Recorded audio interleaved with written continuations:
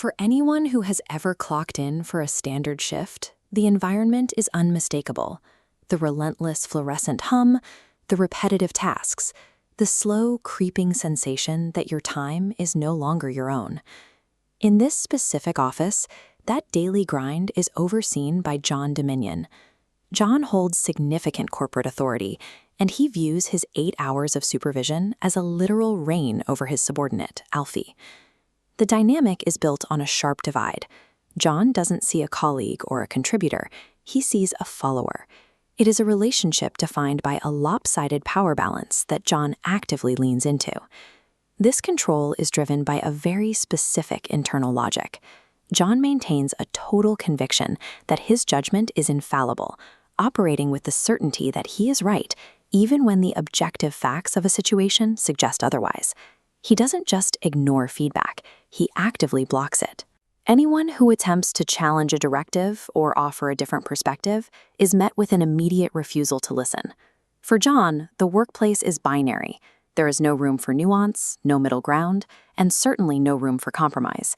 Every interaction is filtered through this strict black and white worldview. This combination of self-righteousness and a total disregard for outside opinion creates a vacuum. It turns a professional environment into a stage for John's delusions, where the rigid structure of his authority is constantly at odds with the reality of the people under him. The name John Dominion serves as a shorthand for how he perceives his own role.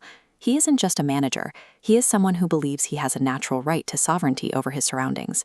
This fixation extends to his hobbies. John is obsessed with the tabletop card game Dominion, and he spends a considerable amount of time boasting about his competitive skills to anyone within earshot. Players compete to build an expansive kingdom from scratch. Success depends on stacking resources to construct a private empire. John treats the office like this game board, using his mastery to assert dominance over peers, framing every interaction as a competition. The lines between the cards and the cubicles have blurred. To John, he isn't just supervising a workflow, he is playing a game with the lives of his employees to validate his own internal sense of grandeur. This focus on his own importance creates a massive blind spot in his social interactions. When John attempts to be relatable, he often misses the mark entirely. His favorite joke is a point of constant friction. Why does a chicken join the Dominion of Canada? Because it wants to rule the roost. John finds the line hilarious.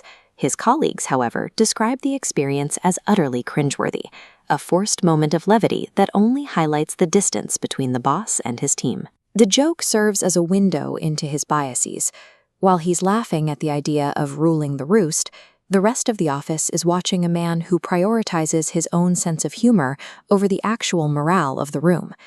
This obsession with being the singular authority clouds his actual work.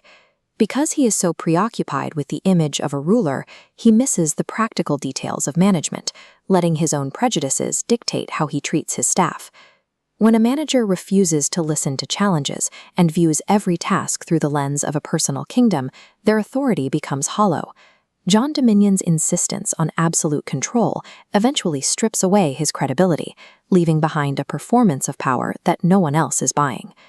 On the other side of that divide is Alfie, the worker tasked with navigating these delusions for 8 hours every single day. Endurance in this environment requires more than just finishing a to-do list.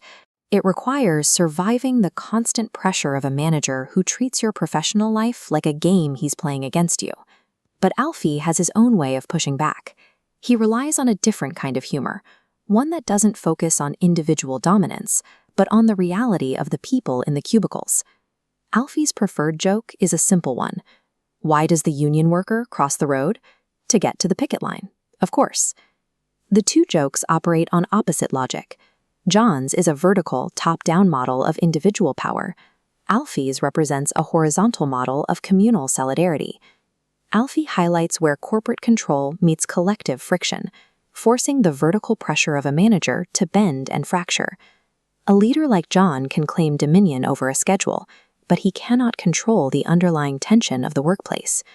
In the end, a rigid, self-important authority is surprisingly fragile, and the quiet, collective resolve of the worker remains the most effective response.